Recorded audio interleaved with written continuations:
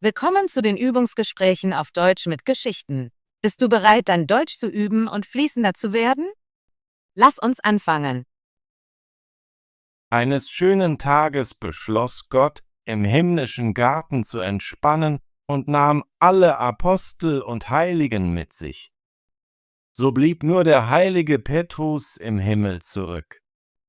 Gott hatte zu Petrus gesagt, dass er niemanden hereinzulassen habe, während er weg sei, also stand Petrus an der Tür und hielt Wache. Bald klopfte es an die Tür. Petrus fragte: »Wer ist da und was möchten Sie?« Eine sanfte Stimme antwortete: »Ich bin ein armer, ehrlicher Schneider und hoffe, hereinkommen zu dürfen.« Petrus erwiderte: »Ehrlich?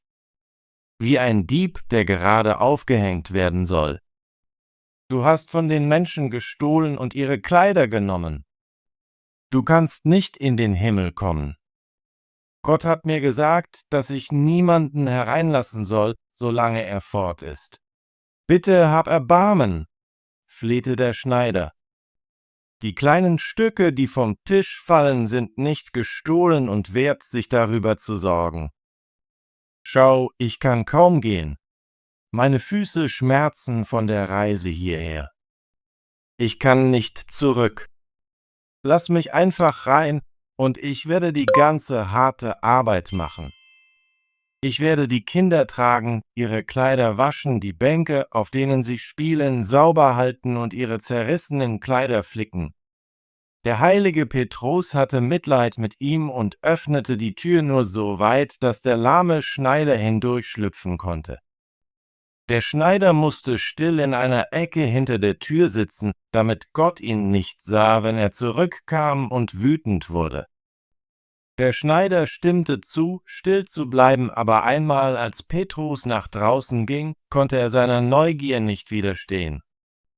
Er stand auf und erkundete jede Ecke des Himmels. Schließlich fand er einen Ort mit vielen schönen Stühlen, und in der Mitte stand ein goldener Stuhl, der mit glänzenden Juwelen geschmückt war. Er war höher als die anderen Stühle und hatte einen goldenen Fußschemel davor. Das war der Stuhl, auf dem Gott saß, wenn er zu Hause war, und von dort aus konnte er alles sehen, was auf der Erde geschah. Der Schneider starrte lange auf den Stuhl und mochte ihn mehr als alles andere.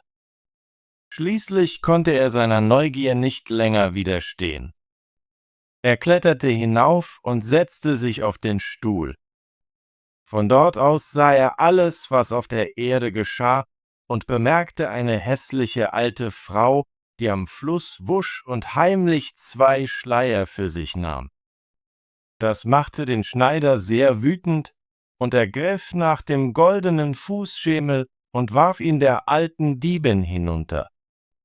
Er konnte den Schemel jedoch nicht zurückholen, also stieg er leise vom Stuhl herunter, setzte sich wieder hinter die Tür und tat so, als hätte er sich nie bewegt. Als Gott mit seinen himmlischen Gefährten zurückkehrte, sah er den Schneider nicht hinter der Tür. Aber als er sich auf seinen Stuhl setzte, bemerkte er, dass der Fußschemel fehlte. Er fragte den heiligen Petrus, wo er geblieben sei, aber Petrus wusste es nicht. Dann fragte Gott, ob er jemanden hereingelassen habe. »Ich kenne niemanden«, antwortete Petrus, »außer einem lahmen Schneider, der immer noch hinter der Tür sitzt.« Daraufhin ließ Gott den Schneider vor sich bringen und fragte ihn, ob er den Schemel genommen habe und wo er sei. »O Herr«, antwortete der Schneider fröhlich, »ich warf ihn in meiner Wut auf die Erde, als ich sah, wie eine alte Frau 2 Schleier stahl, während sie wusch. »Du Schlingel«, sagte Gott, »wenn ich so urteilen würde wie du, denkst du, hättest du so lange hierbleiben können? Ich hätte alle Stühle, Bänke und sogar eine Backgabel auf die Sünder geworfen. Von nun an kannst du nicht mehr im Himmel bleiben. Du musst nach draußen zurück. Geh, wohin du willst. Niemand hier kann bestrafen außer mir, dem Herrn.« Petrus musste den Schneider wieder aus dem Himmel hinausführen. Da der Schneider Schuhe mit Löchern getragen hatte und seine Füße schmerzten, nahm er einen Stock und ging zu »Warte mal«, wo die guten Soldaten sitzen und sich amüsieren. Tolle Arbeit! Möchtest du dein Deutsch üben und fließender werden? Bitte abonniere unseren Kanal und aktiviere die Benachrichtigungsglocke, damit du keine unserer kostenlosen deutschen Geschichten verpasst. Wir sehen uns im nächsten Video.